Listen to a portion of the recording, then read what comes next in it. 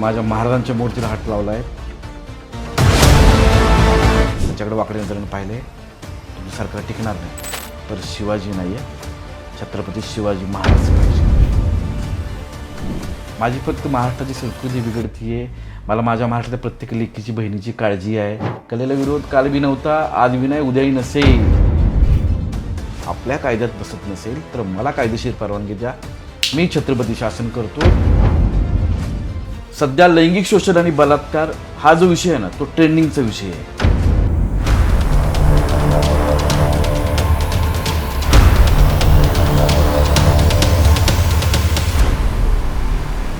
तुम्ही ज्या ज्या डीजे स्टारबद्दल बोलता त्यांना तुम्ही नावं ठेवता.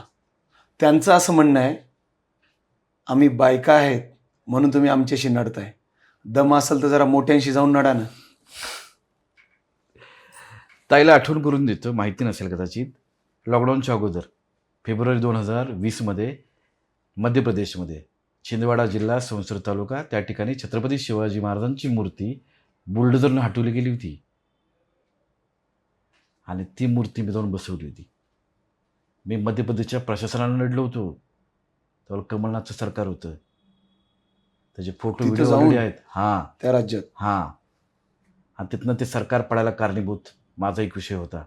कारण मी त्यावेळी तो ऑफिशियल स्टेटमेंट दिलं होतं, तुम्ही माझ्या महाराजांच्या मूर्तीला हात लावला आहे, त्याच्याकडे वाकडे नजरेनं पाहिले, तुमचं सरकार टिकणार नाही.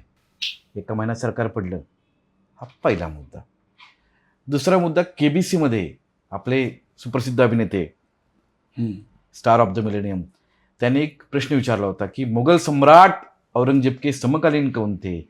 ए महाराजा विजय सिंह, बी राणा संगा, सी महाराणा प्रताप आणि डी शिवाजी. छत्रपती बोललेच नाहीत ते. हा, जर म्हटलं औरंगजेब मुघल सम्राट आहे, तो संगा राणा आहे, तो विजयसिंग महाराजा आहे, प्रताप महाराणा आहे, तर शिवाजी नाही आहे, छत्रपती शिवाजी महाराज पाहिजे. कारण 350 वर्षापूर्वी हे महाराष्ट्राची मुंबईची पायाभरणी छत्रपती शिवाजी महाराजांनी केली आहे. मी स्टँड घेतला होता, मग सगळे आले, नंतर बदलही घडला, त्या चॅनेलने माफी मागितली, सुरुवात तुम्ही केली. बच्चन साहेबांनी पण माफी मागितली. हा विषय. नंबर 3, ज्यावेळेला एका वॉशिंग पावडरच्या ब्रँडमध्ये मावळे नाचवले गेले होते अक्षय कुमार यांच्या पाठीमागे, बर, मावळ्यांची पगडी घालून, त्यावेळी मी प्रश्न उपस्थित केला होता की माझे मावळे आहेत ना, त्यांच्या कपड्यावरती गनिमांचं रक्त लागतं, मळबीळ नाही. आणि त्या मावळ्यांच्या पगडीचा कलर बदलला गेला होता नंतर. हा विषय आहे. असे अनेक विषय आहेत. तेव्हा त्या दिदीला, अक्काला, ताईला सांगेन की नाही, तू कुठं गृहीत बी नाही आहे. माझी फक्त महाराष्ट्राची संस्कृती बिघडतीये. मला माझ्या महाराष्ट्राच्या प्रत्येक लेकीची बहिणीची काळजी आहे. मला महाराष्ट्राच्या युवा पिढीची काळजी आहे. म्हणून हा घेतलेला स्टँड आहे. आता तुझी माझी काही वैयक्तिक दुश्मनी नाही. वैयक्तिक नाहीच आहे आपली कोणाशी दुश्मनी. फक्त संस्कृती जी लोप पावत चालली आहे त्याला कुठेतरी तुम्ही कारणीभूत आहात म्हणून तुम्ही बोलताय. करेक्ट आहे. तोच आहे ते तुमचा मुद्दा. आता तुम्ही नेहमी यांच्याबद्दल बोलता, स्त्रियांबद्दल बोलता, म्हणजे नाचणाऱ्या स्त्रियांबद्दल खास करून बोलता. तुम्हाला पण मुलगी आहे, उद्या ती पण मोठी होणार आहे. कदाचित तिला पण डान्सची आवड असू शकते, जनरली मुलींना असते. तिनं जर डान्स हे क्षेत्र स्वीकारलं तर तुम्ही बाप म्हणून तुमच्या मुलीला पण ढोंग स्टार म्हणाल का? मी त्यांना ढोंग स्टार म्हणतोय जी छातीन ढोंगायला होतोय त्यांना. माझ्या मुलीने जर क्षेत्र निवडलं तर ती करताना काय करेल? भरतनाट्यम करेल, कथ्थक करेल. बरोबर आहे. जी परंपरा जी आहे ती गोष्ट करेल ना. माझी मुलगी अजून 5 वर्षाची पण नाही आहे, पण तिला काळ भैरवनाथाचं स्तोत्र येतं. बापरे. तिला हनुमान चालीसा पाठ आहे, तिला शिवगर्जना पाठ आहे, तिला राष्ट्रगीत पाठ आहे, तिला जय जय महाराष्ट्र माझा पाठ आहे, तिला वंदे मातरम पाठ आहे. त्यामुळे त्या दिदीला सांगा म्हणावं, उगाच कुठाची तुलना कुठेही काहीही करून आपल्या अक्कल नका पाजवू. कलेला विरोध काल बी नव्हता, आज बी नाही, उद्याही नसेल. पण जे कलेच्या नावाखाली जे अश्लीलपणा चाललाय त्याला विरोध आहे आपला. तो राहणार कायम. नाही, तो असायलाच हवा. हां, कलेच्या नावाखाली अश्लीलता केली तर त्याला विरोध करायलाच हवा हं. आणि संपूर्ण महाराष्ट्राने विरोध करायला हवा. सुरुवात कोणापासून तरी होत असते, परंतु एंड हा नेहमी पब्लिकच करत असते. त्याच्यामुळे तुम्ही जाणकार व्हा आणि त्या पद्धतीने पुढे चालायला लागा. दादा, आता जिथं छत्रपती शिवाजी महाराजांचा जन्म झाला असं पवित्र ठिकाण म्हणजे जुन्नर, शिवनेरी किल्ला, त्याच परिसरात म्हणजे त्याच्या आजूबाजूच्या त्याच तालुक्यामध्ये एक मुलीवरती बलात्काराचा एक गुन्हा दर्शवण्यात आलाय आणि झालाय तिथे त्या मुलीवरती बलात्कार. याबद्दल तुम्ही काय सांगाल? आता मानसिकता कुठे आहे ते सांगा. जुन्नर तालुका म्हणजे शिवजन्मभूमी, शिवनेरी किल्ला, छत्रपती शिवाजी महाराजांचा जन्म त्या किल्ल्यावरती झाला. छत्रपती शिवाजी महाराज यांची अशी ओळख आहे की त्यांच्या काळामध्ये स्त्रीकडे वाकड्या नजरेनं पाहिलं तर ते चौरंग करायची. हो, आज तिथंच असं काय घडतंय तर ही प्रचंड संताप आणणारी गोष्ट आहे. त्या मुलीचं वय किती? 8 वर्ष, बापरे. 9 वर्ष, असंच काहीतरी. दुर्दैव बघा ना की आई वडील मोलमजुरी करणार आहेत, ते कामावर जातात, मुलगी आजारी आहे, तिला म्हणतात तू आराम कर. एक शेजारचा युवक पाहुणा असलेला तो ती येतो, तिला पेरू देतो किंवा तुला सायकल चालवायला शिकवतो, एक असं आमिष दाखवतो, तिला घेऊन जातो, तिच्यावर बलात्कार करतो आणि तिला मारून टाकतो. आणि नंतर तोच त्या गावकऱ्यांसोबत आणि पोलिसांसोबत शोधायचं नाटक करतो. याचा अर्थ कायद्याचा धाक नाही. म्हणजे छत्रपती शिवाजी महाराजांच्या महाराष्ट्रामध्ये अशी विकृती करणाऱ्या लोकांना कायद्याचा धाक नाही, म्हणून हे वारंवार घडते. बदलापूरमध्ये घडलं, नासरापूरमध्ये घडलं, सासपडीत घडलं, डोंगराळ्यामध्ये घडलं, आता हे शिवजन्मभूमीत घडलं. आणि हे वारंवार घडते. का घडते तर कायद्याचा धाक नाही आहे. त्यामुळे मी प्रशासनाला एका लेखीचा बाप म्हणून मी कळकळीची विनंती करेन की हे खूप वाईट आहे, त्रास देणारं आहे, अस्वस्थता वाढते. त्याच्यामुळं ज्यावेळी तुम्ही सगळे एकत्र येऊन एखादा चांगला निर्णय घेता, तसं आत्ताही सगळे एकत्र येऊन एखादा चांगला निर्णय घ्या आणि कडक कायदा करा. कारण आजच्या आपल्या महाराष्ट्रामध्ये 3 वर्षाच्या लेकीपासून ते आजी 90 वर्षाची कोणी सुरक्षित नाही. आणि लहान मुलींचं लैंगिक शोषण प्रचंड वाढले, त्यामुळे हे प्रचंड त्रास देणारं आहे. म्हणून मी नेहमी वारंवार बोलतो की छत्रपती शासनासारखा कडक कायदा झाला पाहिजे. आणि मी प्रशासनाला पण अनेक वेळा व्हिडिओ केला आहे, मी बोललो आहे की जर आपल्या कायद्यात बसत नसेल तर मला कायदेशीर परवानगी द्या, मी छत्रपती शासन करतो. त्याच्यानंतर कुठल्याच मायकलालची बलात्कार करायची हिंमत होणार नाही, याची जबाबदारी माझी. कारण हा महाराष्ट्र छत्रपतींचा आहे आणि त्यांचा नियम आदर्श लय वेगळे आहेत, ज्याचा जगात अभ्यास केला जातो. खरं आहे, अख्ख्या जगात अभ्यास केला जातो. मास्टर्सपासून ते लहान विद्यार्थ्यांपर्यंत सिलेबसला छत्रपती शिवाजी महाराज आहेत. त्यांची रणनीती, त्यांचा आदर्श, स्त्रियांप्रती असलेला आदर, ह्या सर्व गोष्टींचा अभ्यास केला जातो. आणि आताच नाही, निर्भया हत्याकांडाच्या वेळेस पण हे सगळं घडलं होतं की करा करा करा, फक्त 2 नियम बदलले जातात आणि परत आहे तिथंच परिस्थिती आहे. हो. पोलीस सध्या- स्टेशनमध्ये बलात्काराचं प्रमाण हे कमी झालेलं नाही अजूनही. सध्या लैंगिक शोषण आणि बलात्कार हा जो विषय आहे ना, तो ट्रेंडिंगचा विषय आहे. कारण हे असं काही घटना घडली, म्हणजे नसरापूर आत्ता जी जुन्नर तालुक्यात घडली तशी, की ते रील स्टार कंटेंट क्रिएटर उठतात, महिला मंडळ पण उठतात, जागे होतात, प्रचंड आक्रोश व्यक्त करतात, रील्स बनवतात, लाईक व्ह्यूज सगळं करतात. 4-5 दिवसांनी परत ते कुंभकर्णासारखे झोपतात, परत कुठल्या तरी लहान लेकीवरती बलात्कार होतो, परत हे उठतात, परत हे ट्रेंडिंगमध्ये येतं. त्यामुळं बलात्कार हा ट्रेंडिंगचा विषय नाही, हा याच्यावरती कायदा होणं काळाची गरज आहे. कारण हे कुणाची तरी लेक, बहीण, आई, सगळी नाती सांभाळणारी तिची ती हत्या आहे.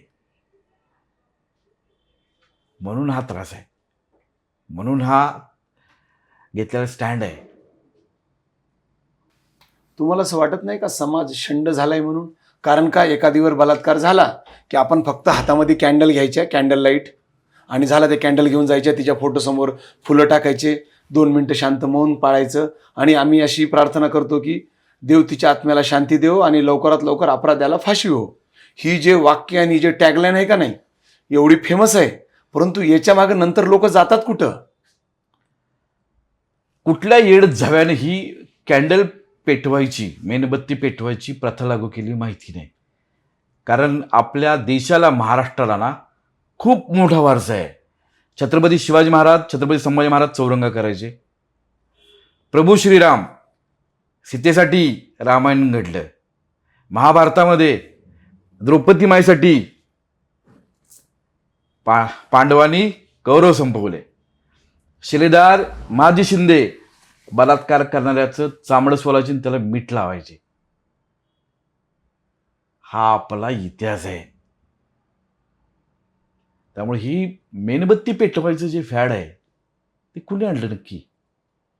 हा ना, फक्त मोबाईलला जस्टिस ठेवायचं, जस्टिस फॉर त्या मुलीचं नाव किंवा काहीतरी, म्हणजे जस्टिस फॉर निर्भया. त्यावेळेस ते एवढं मला वाटलं आता काहीतरी होईल लवकरात लवकर.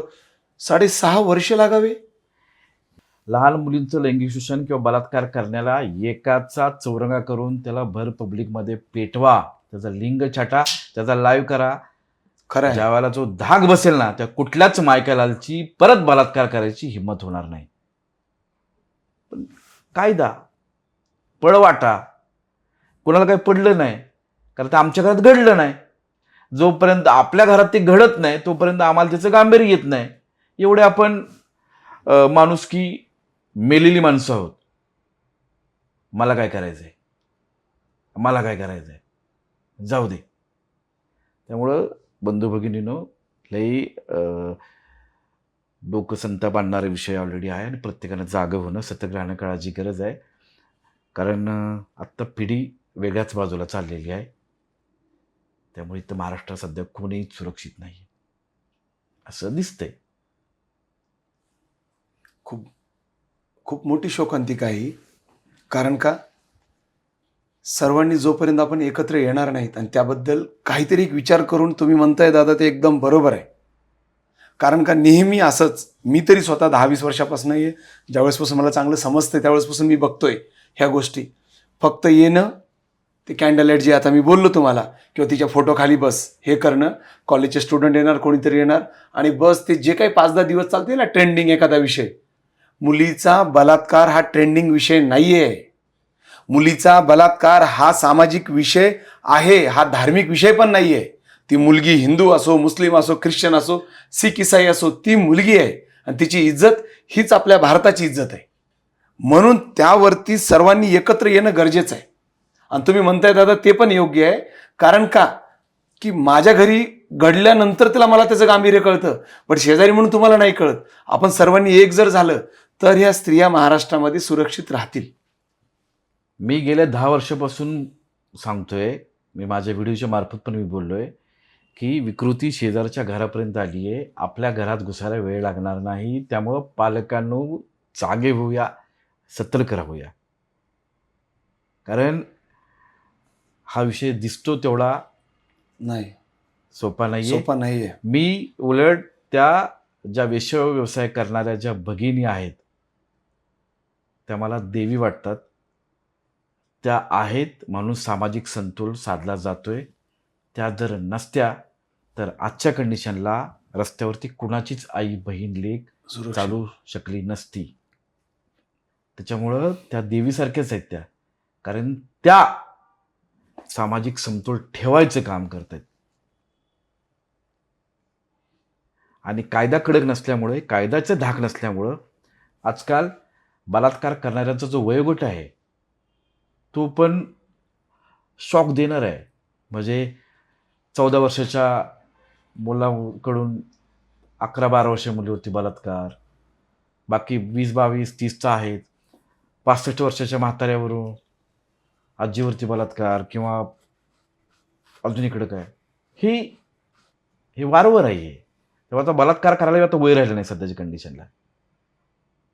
कुणीही उठतंय, ते मोबाईलमध्ये काहीतरी बघतंय आणि ते चार्ज होते आणि तिची भडास कुठतरी काढते. आणि आजच्या कंडिशनला त्यामुळे कुठलीच लेक बी सुरक्षित नाही. आणि कुठल्या युवकाच्या डोक्यात कधी काय येईल किंवा कुणाच्या डोक्यात कधी काय येईल तेही सांगता येत नाही. तुम्हाला काय वाटतं, मेट्रोपॉलिटन सिटीमध्ये जास्त बलात्कार होतात का खेड्यापाड्यामध्ये जास्त बलात्कार होतात? असं काय नाही. बलात्कार सगळीकडे होतात. काही ठिकाणी समोर येतात, काही ठिकाणी लपतात, काही ठिकाणी लपवले जातात, बरोबर, हे काही पण आहे. ठिकाणी मॅनेज केले जातात. पण बलात्कार सगळीकडे होतात. कारण आजकाल काय झाले, प्रत्येकजण आपल्या हातामध्ये जग घेऊन फिरतो. मोबाईल एका क्लिकमध्ये सगळं उपलब्ध होतं. आणि ह्याला खतपाणी घालायला ढुंगन स्टार नावाची जमात आहेच. हो. हॅलो छती, हॅलो ढुंगन. कारण त्यांच्या कमेंट बॉक्समध्ये गेलात ना, तर त्यांना कमेंट करणारी जी पिढी आहे ना, ती 14 ते 24 वयोगटातली जास्त आहे. बरोबर. आणि जिथनं समजायला लागतं तिथनं. हां, कारण ही ढुंगन स्टार जमात आहे ना ही जी युवा पिढी आहे ह्यांच्या डोक्यामध्ये विकृती भरायचं सध्या काम करते. कारण यांना असं वाटतं की आमचं फॅन फॉलोइंग आहे. आम्हाला पोरं बदाम पाठवतात. हो. त्यांनी म्हणलेच की तुम्हाला, मी मागच्या पॉडकास्टमध्ये बोललोच होतो. ते म्हणतात की आम्हाला फॉलोअर्स आहेत. जर आमचा द्वेष करणारे असले असते, तर एवढे 600-700 के आम्हाला झाले नसते. आणि दुसरी गोष्ट म्हणजे लव्ह, हार्ट शेप, काय दिसतीस, काय भारी आहेस, बस कसं आहे पाखरू, कसं आहे पाखरू, बस आम्हाला हेच हवंय. कसा आहे दणका, बस आमचं प्रेरणास्थान आहे, तू नाच फक्त. नागिन. आता तर काय नागिनच्या तर ढुंगण- सुसवड झाला होता. मला एक प्रश्न पडलाय की ज्याची प्रेरणास्थान ही आयडॉल ही ढुंगन स्टार आहे, त्याच्या आईबापांनी नक्की काय पाप केलं असेल की पोरगं आपल्या सुखासाठी झटायच्या ऐवजी तिला आयडॉल मानायला लागले. पोरामध्ये आलेली विकृती आहे, आपण त्या मुद्द्याकडे येणारच आहोत आता. हं. तरुण मुलांमध्ये आलेली विकृती आहे का आई वडील कुठंतरी संस्कार द्यायला कमी पडलेले आहेत? आई वडिलांनी काय करायचं नक्की या महागाईच्या जमान्यामध्ये? घर चालवायचं,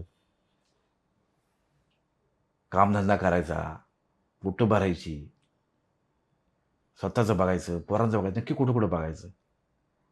बरं, हा एक सगळ्यात मोठा प्रश्न आहे आपल्याकडे. खरं आहे बरं का. हा तुम्ही बोलतात एकदम 100% खरं आहे. कारण आईबाप बघणार तरी कुठे? कारण जी नॉर्मल फॅमिली आहे, वडील सकाळी सकाळी जातात 9 वाजता कामाला, आई काही काम करत असेल, ती बाहेर कुठेतरी जाती, मुलगा 8वी 9वी 10वी 11वीला आहे, तो काय करतो? ते बिचारे शिकलेले असतात, काही जण नसतात. तर काय करतंय? पूर्वी एकत्र कुटुंब पद्धती होती, त्याच्यामुळं संस्कार, संस्कृती जोपासली जायची, मुलांमुलींवरती धाक होता.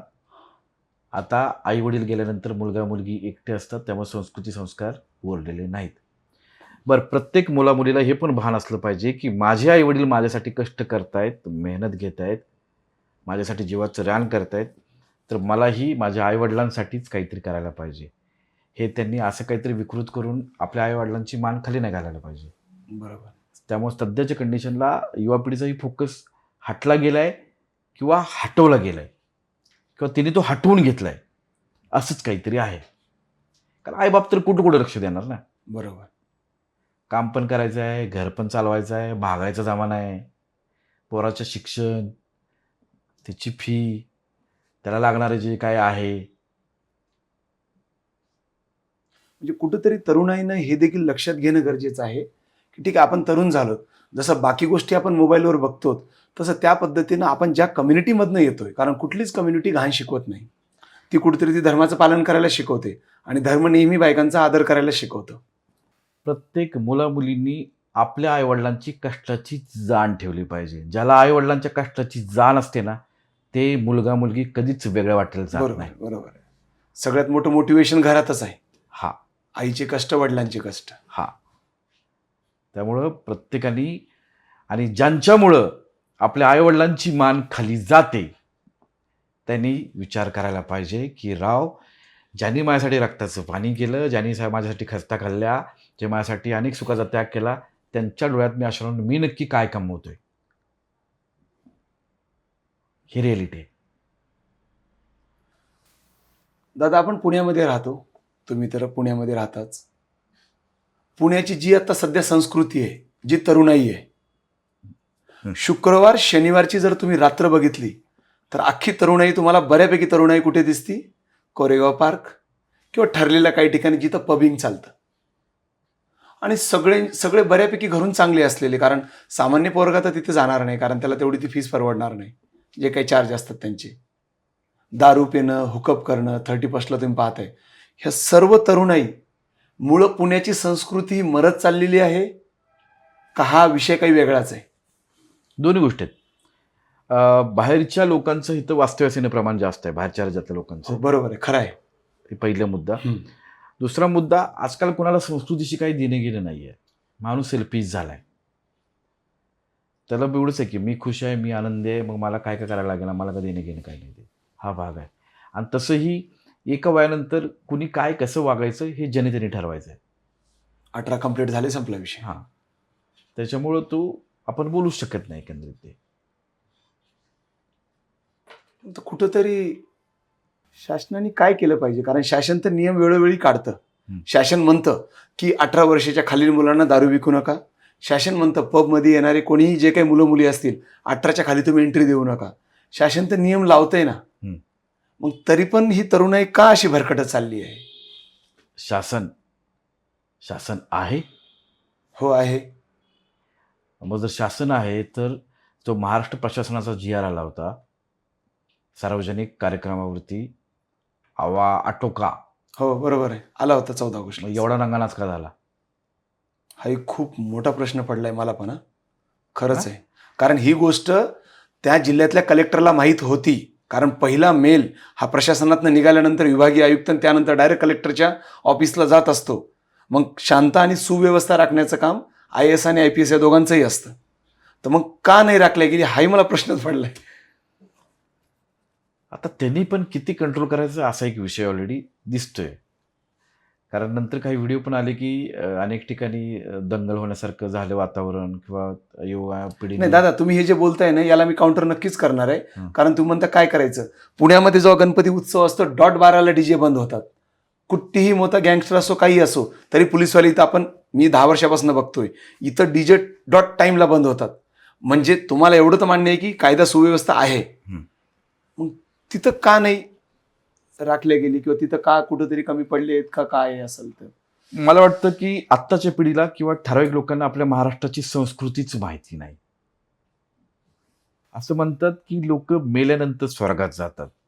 मी तर म्हणेन जो महाराष्ट्रात जन्मला ना तो स्वर्गात जन्मला. खरंय. कारण महाराष्ट्र हा शूरवीरांचा, साधू संतांचा, सर्व सुखी तर मिळतं. हा, साधू संत, अध्यात्म, सगळं आहे महाराष्ट्रात. त्याच्यामुळं युवा पिढीने कुठल्याही वेगळ्या वाटेला जाण्याच्या पूर्वी आपल्या महाराष्ट्राची संस्कृती काय आहे थोडा त्याचा अभ्यास करावा. आयुष्यात एन्जॉयमेंट, थ्रिल पाहिजे, पण ते एवढं पण नसावं की जेणेकरून आपल्या संस्कृतीला, परंपरेला धक्का लागेल. मला एवढं म्हणायचं आहे, बाकी काही नाही.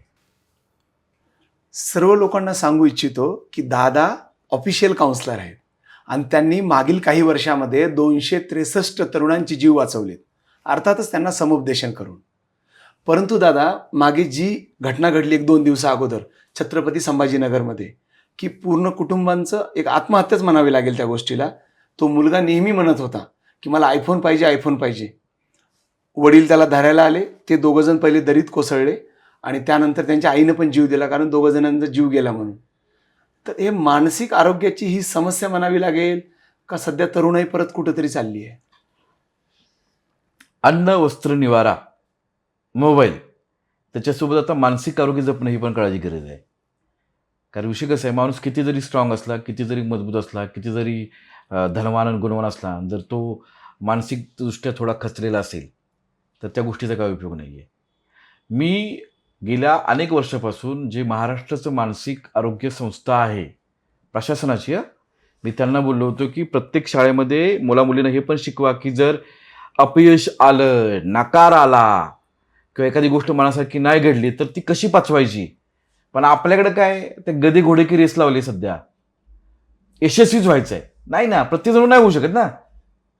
प्रत्येकाला हवी ती गोष्ट मिळू पण शकत नाही. त्याच्यामुळं आजच्या कंडिशनला मानसिक आरोग्य खूप महत्वाचं आहे आणि त्याच्यामुळे घडलेला विषय हा. बघा ना, एक पोराची छोटीशी चूक, ज्याला 92% मार्क आहे 10वीला, तोच मुलगा त्याची काही जी डिमांड आहे ती पूर्ण झाली नाही, त्याच्या मनासारखं काही घडलं नाही, अभ्यासात हुशार आहे, जे काय असेल ते, पण तो जाताना वडिलांना पण घेऊन जातो आणि त्याच्या आईला पण. आईला पण घेऊन जातो. खूप दुर्दैवी घटना आहे. फार बरं, त्याच्या दुर्दैवी. आईसोबतचे मी व्हिडिओ पण पाहिले, आईचे पाय पुसतानाचे, आत्ता गुरुपौर्णिमेचे. डोळ्यात पाणी आलं. अरे एवढं हुशार पोरगं, एवढं चांगलं कुटुंब, बाप ड्रायव्हर, बाप्पा सोबत त्याचं जमत नव्हतं. हो, सांगितलं ना. बापासोबत त्याचं जमत नव्हतं. मी म्हणतो प्रत्येकाने बाप जपला पाहिजे.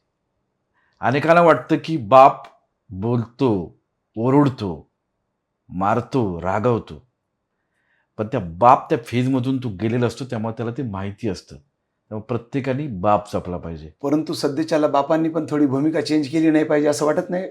म्हणजे जनरेशननुसार थोडंफार वडिलांनी पण बदललं पाहिजे. कदाचित केली असेल, आपल्याला माहीत नसेल. त्यांच्या घरात काय घडलं आपल्याला कुठं माहिती आहे ना.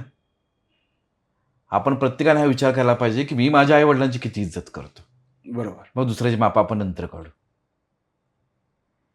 आजकाल अशी कंडिशन आहे, जन्मदात्या आईने फोन केला, जेवलास का, वडिलांनी फोन केला जेवलास का विचारायला, आणि ती थोडं जास्त वेळ बोलायला की म्हणतो राहू दे, ठेव, मी बिझी आहे, नंतर फोन करतो. पण एखादी पोरगी आवडत असेल आणि तिला जर ह्याने मेसेज केला तर तो तासभर वाढत बघतो तिची रिप्लायची. ना त्यांची प्रायोरिटी बदलली हां. माणसांनी. म्हणजे आयुष्यात येणारी मुलगी जी माहीत बी नसते, जी आत्ताच काही 2-3 महिन्या पाठीमाग आली किंवा ती फक्त दिसली आहे, तिकडं आपण जास्त फोकस करतो. पण ज्यांनी आपल्या करिअरसाठी आयुष्याचा फोकस हटवला आहे, आपल्यासाठी केला आहे, आपण त्यांच्याकडे दुर्लक्ष करतो. ही रिॲलिटी आहे. पण मदर्स डेला, फादर्स डेला आणि स्टेटस त्यांच्या वाढदिवसाला स्टेटस छोटं बरं लिहितो, माझी आई, माझा बाबा, माझे पप्पा, माझी मम्मी, माझा आप्पा, माझा बापू. वाचल्यावर असं वाटतं की अरे ह्याच्या याच्या आईबापावर किती प्रेम असेल. तो दिवस संपतो, नंतर कळतं अरे हा बाण्यात आईबापाला फाट्यावर मारतोय. खरंय. प्रेम, आई वडिलांच्या वरती प्रेम जे आहे ना, ते फक्त सोशल मीडियापुरतं मर्यादित झालंय. व्हॉट्सअपचा स्टेटस, इंस्टाग्रामची स्टोरी आणि फेसबुकची पोस्ट. आजचा युवक आईबापावरती खरं किती प्रेम करतो हे प्रत्येकानं तपासलं पाहिजे. कारण आत्ताच एक घटना घडली. तुम्हाला मी 5100 रुपये पाठवते, तुम्ही माझ्या वडिलांचे अंतिम संस्कार उरकून घ्या. हो, रील स्टार ती मोठी कोणीतरी. जे काय असेल ते. काय घडलं माहीत नाही.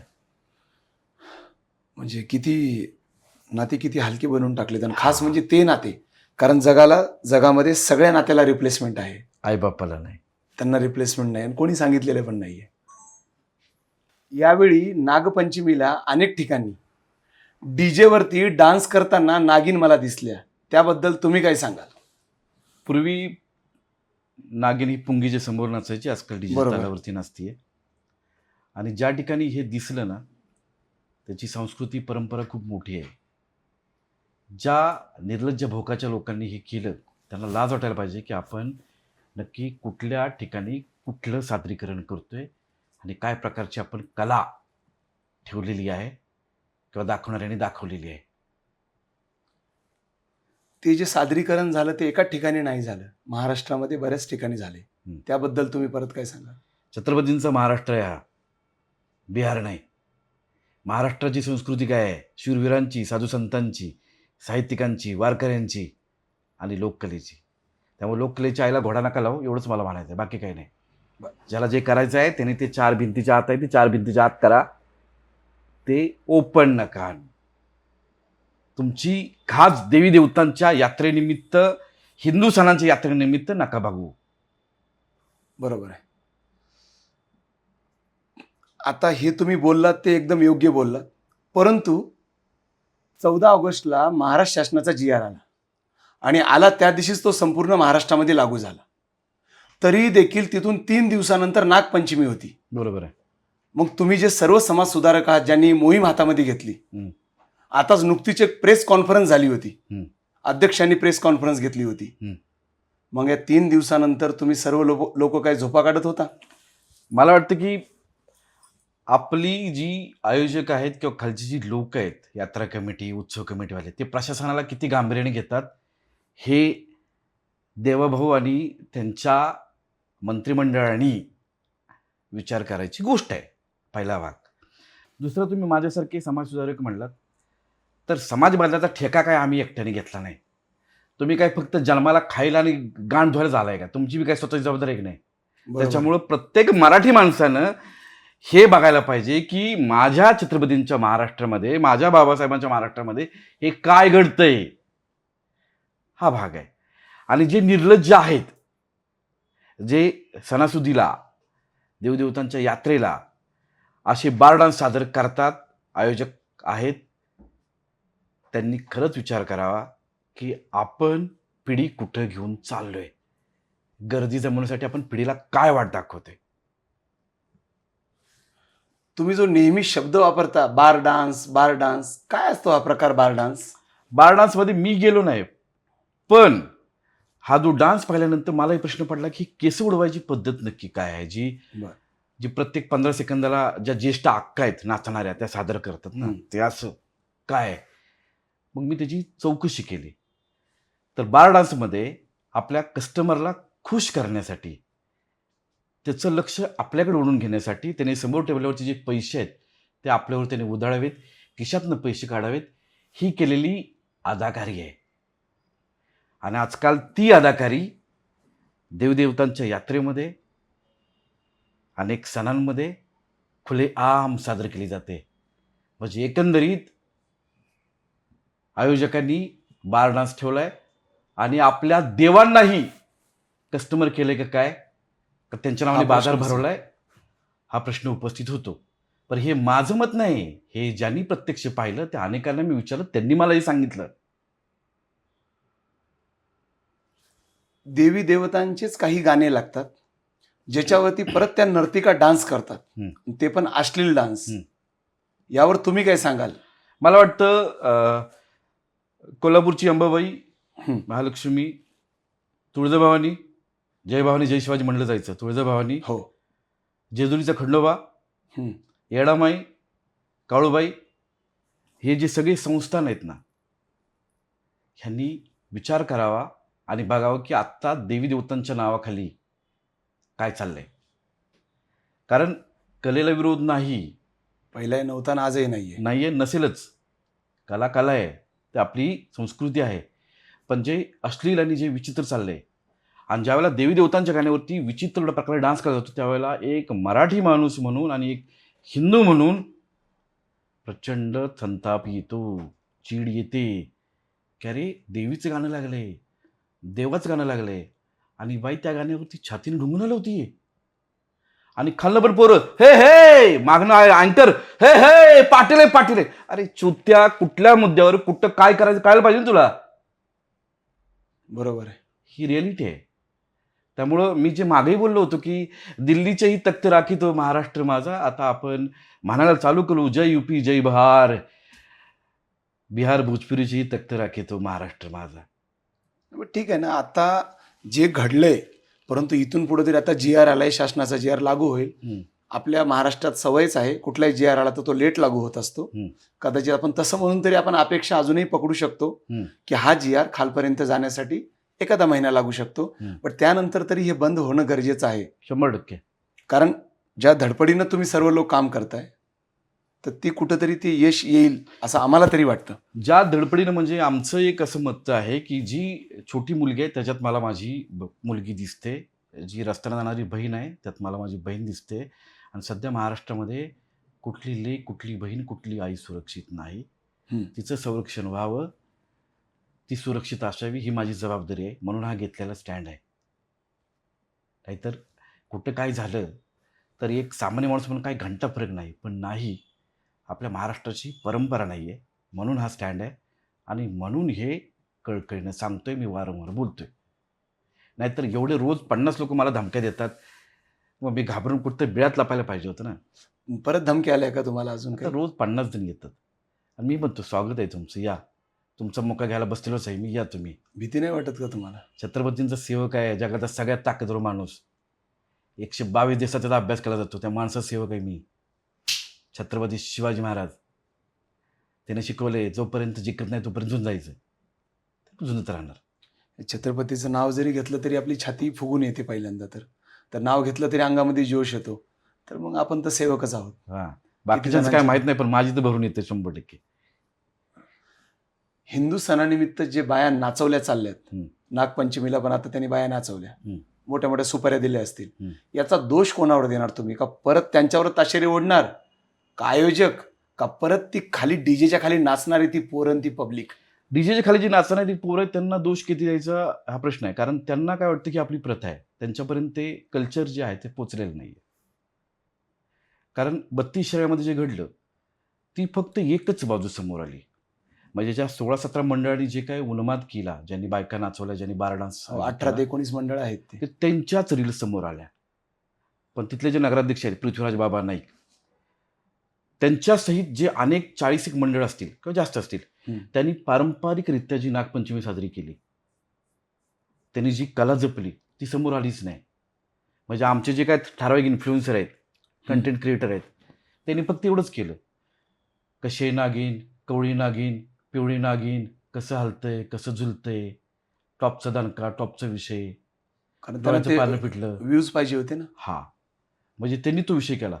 काही रील्स मीही पोस्ट केल्या, पण मी त्या उपहासात्मक केल्या, की सलग 2 दिवस झालं बघतोय की अरे हे काय चाललंय शिराळ्यामध्ये. आणि दुसऱ्या दिवशी रात्री 9 नंतर मला कळलं की शिराळ्यामध्ये 32 शिराळ्यामध्ये जिथं ऐतिहासिक, सांस्कृतिक, दैविक, आध्यात्मिक वारसा आहे, तिथं योग्य प्रकारे, चांगल्या प्रकारे नागपंचमी साजरी केली गेली आहे. पण ती समोर आली नाही किंवा त्या कंटेंटवाल्याने ती आणली नाही.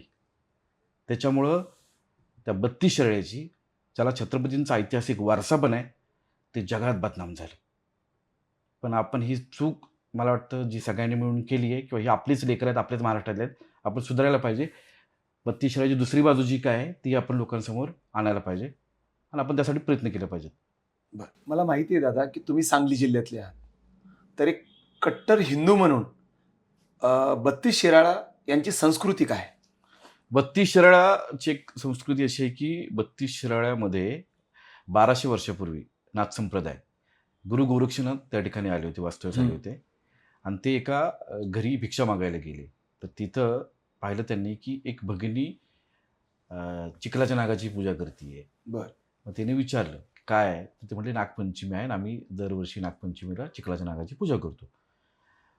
मग ते म्हटले की चिखलाच्या नागाची पूजा ही शेवटची असेल, इथून पुढे तुला जिवंत नागाची पूजा करायची. मग त्यांनी महादेवांना आवाज दिला की महादेव, तुमच्या गळ्यातला जो नाग आहे, वासुकी नाग, तो इकडं पाठवा, कारण इथं चिखलाच्या नागाची पूजा केली जाते. मग महादेवांनी तो नाग तिकडं पाठवला आणि 32 शिराळ्यामध्ये जिवंत नागाची पूजा ही प्रथा रूढ झाली, अशी आख्यायिका सांगितली जाते. त्याच्या व्यतिरिक्त 32 शिराळ्यामध्ये भुईकोट किल्ला आहे. छत्रपतींचा ऐतिहासिक वारसा तिथं आहे. शिवकालीन त्या ठिकाणी 32 गावांचा महसूल, कर, सारा त्या ठिकाणी गोळा केला जायचा, म्हणून ते 32 शिराळा आहे. अच्छा. मुकरब खानाने ज्यावेळेला छत्रपती संभाजी महाराजांना पकडलं होतं आणि ज्यावेळेला तो शंभूराजांना घेऊन वडोदरापूरकडे येत होता, त्यावेळेला एक मुक्काम त्या 32 शिराळ्यावरती झालेला आहे. ओके. 11 मारुती मंदिर, जे महाराष्ट्राची खासियत आहे की 11 मारुतींचं मंदिर, त्यातलं एक मंदिर हे 32 शिराळ्यामध्ये. आणि एवढं मोठं त्याचा तो ऐतिहासिक वारसा, इतका मोठा वारसा लाभलेला असून पण हे असं स्वरूप यावं, हे काही निर्लज्ज आयोजकांनी ही जी प्रथा परंपरा आहे ही समोर आणण्याच्या ऐवजी त्यांनी काय आणल्या, नाचणाऱ्या बायका. आणि युवा पिढीनं पण ही प्रथा, संस्कृती, परंपरा डोक्यात घेऊन जिथं नतमस्तक व्हायचं तिथं ह्यांनी आपले स्वतःची नाग डोलवायचं काम केलं. म्हणजे आता त्यांची पण चुकी नाही, कारण त्यांना ही माहितीच नाही आहे. आणि तसंही सोशल मीडियावरती चांगलं काय व्हायरल होतच नाही, त्याला उशीरच लागतो. त्याच्यामुळे ही गुघान परंपरा, जी बिहारी परंपरा आहे, ती तिथं आयोजित केली गेली आणि तीच व्हायरल झाली. हा विषय आहे आणि ही खरी ओळख आहे 32 शिराळ्याची.